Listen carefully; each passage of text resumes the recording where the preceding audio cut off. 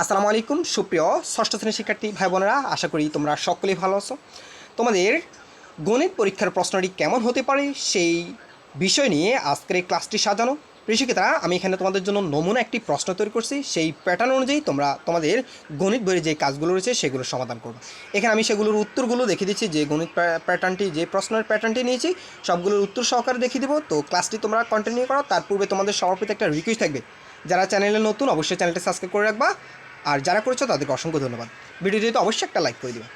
এখানে বলা হতে পারে তোমাদের একটি প্রতিবেদন তৈরি করো, যেমনটা সংখ্যা রেখা ব্যবহার করে নিজের কাজটি সমাধান করো। এখানে একটা সংখ্যা রেখার কাজ দেওয়া আছে।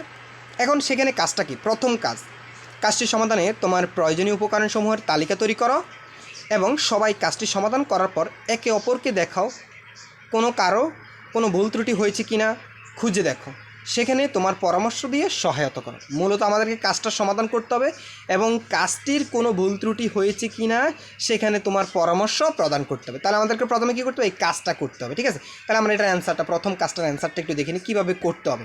ঠিক আছে, প্রথমে আমাদের কাজের প্রয়োজনীয় উপকরণসমূহ আমাদেরকে লিখতে হবে। যে কাজটি সমাধানে দেখো প্রিয়, আরেকটা বিষয় হচ্ছে তোমাদেরকে কিন্তু যেহেতু প্রতিবেদন করতে বলা হচ্ছে, যদি প্রতিবেদনের কথা উল্লেখ থাকে তাহলে তোমাকে কিন্তু প্রতিবেদনের যে নিয়মটা সেটা অনুসরণ করতে হবে। যেমন তোমাকে প্রতিবেদনের নাম লিখতে হবে, অর্থাৎ তোমার নাম লিখবা, তুমি ষষ্ঠ শ্রেণীতে পড়ো এবং তোমার এখানে তারিখ উল্লেখ করতে হবে মাস্ট। এরপর জাস্ট প্রতিবেদনের শিরোনাম, গণিত অ্যাসাইনমেন্ট, ঠিক আছে, গণিতে শিরোনামটা লিখতে হবে। এরপরে প্রথম কাজ, যেহেতু আমাদের কী বলছে, কাজটি সমাধানের জন্য আমার প্রয়োজনীয় উপকরণের তালিকা তৈরি করা হলো। আমি কাজটা সমাধান করতে কী কী লাগবে?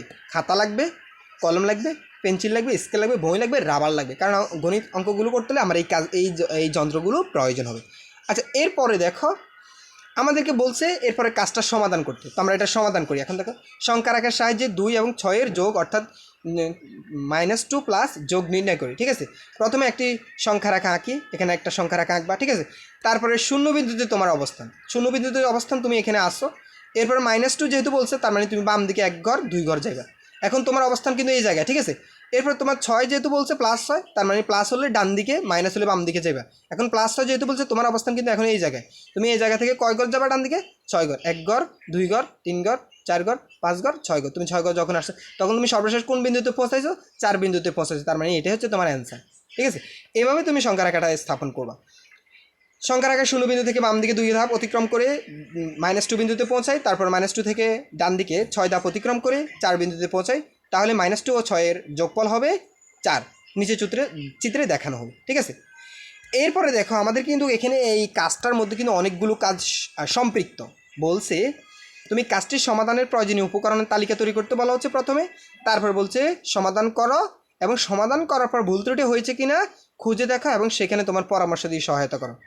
তাহলে এই কাজটা করতে, কাজটি করতে আমার অনেক বুঝতে সমস্যা হচ্ছিল, পরে আমি সহপাঠী ও শিক্ষকের সহায়তা কাজটি করেছি, তোমার মতামতটা দিতে হবে। ঠিক আছে, এটা ছিল সম্পূর্ণ একক প্রথম কাজটির সমাধান ছিল এটা।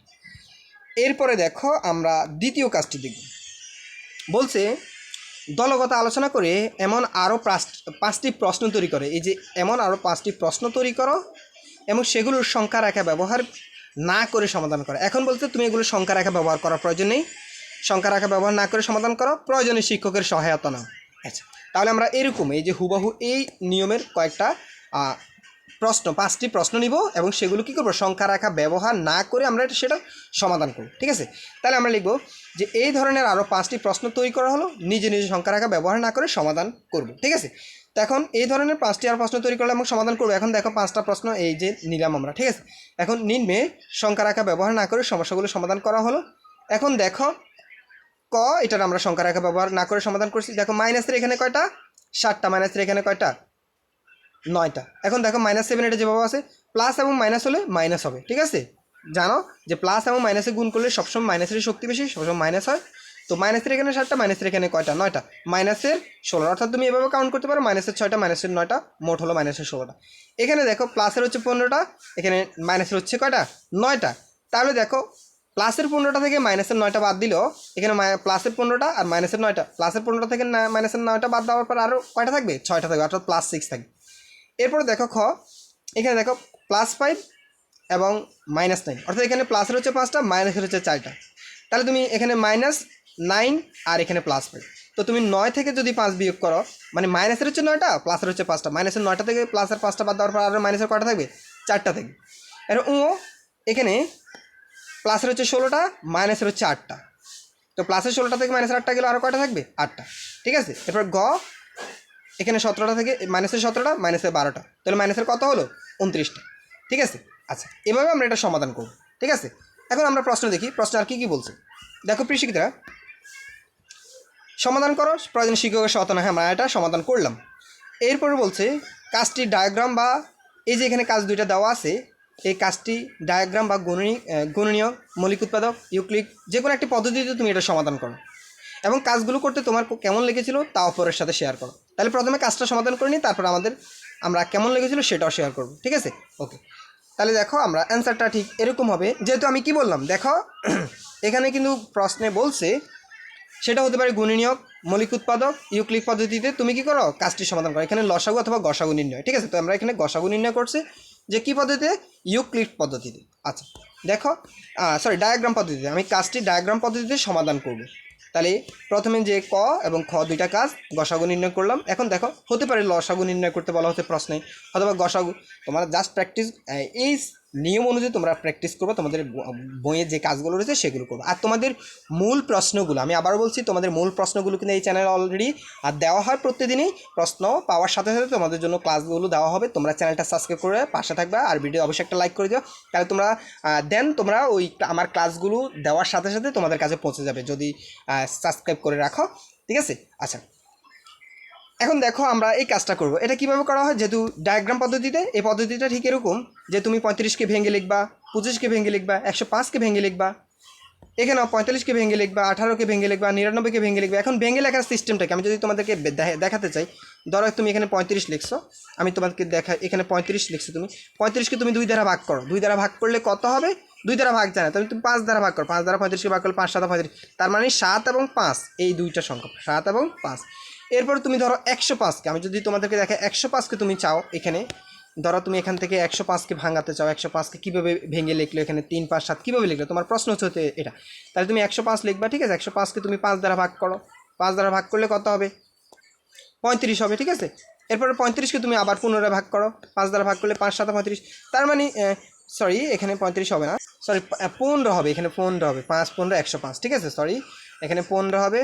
তো 15কে আবার তুমি 3 দ্বারা ভাগ করতে পারো। 3 দ্বারা ভাগ করলে 3 5 15, তাহলে তার মানে তুমি এখানে 15 হচ্ছে না, আই এম এক্সট্রিমলি সরি, 21 হবে। 21 মূলত 21 দ্বারা ভাগ যায়। আমি একটু বেশি বড় হওয়ার কারণে 5 20 হচ্ছে 100, তো 5 21 হচ্ছে 105। ঠিক আছে, তো 21 হবে। তো 105কে তুমি 5 দ্বারা ভাগ করলে 21 হবে।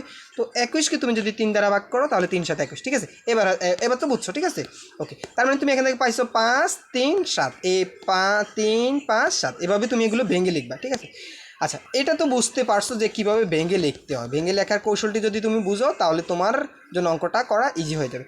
এখন এখান থেকে আমাদেরকে বলছে গসাগু, তাহলে এখানে 5 আছে, এখানে 5 আছে, এখানে 5 আছে, সো এটা হচ্ছে অ্যান্সার গসাগু। এখানেও সেমভাবে 45কে ভেঙে লিখবা, 18কে ভেঙে লিখবা, 99কে ভেঙে লিখবা। তো এখানে 3 3 আছে, এখানে 3 3 আছে, এখানে 3 3 আছে, তার মানে 3 3 হচ্ছে গসাগু। ঠিক আছে, এটা হচ্ছে অ্যান্সার। প্রশ্নে কি বলছে? প্রশ্নে আমাদেরকে বলছিল যে তোমার কাজটি করা শেষে তোমার কাজটি কেমন লেগেছিল অপরের সাথে সেটা শেয়ার করো। ঠিক আছে, তো এখানে কাজটি কেমন লেগেছিল সেটা আমরা এখন শেয়ার করব।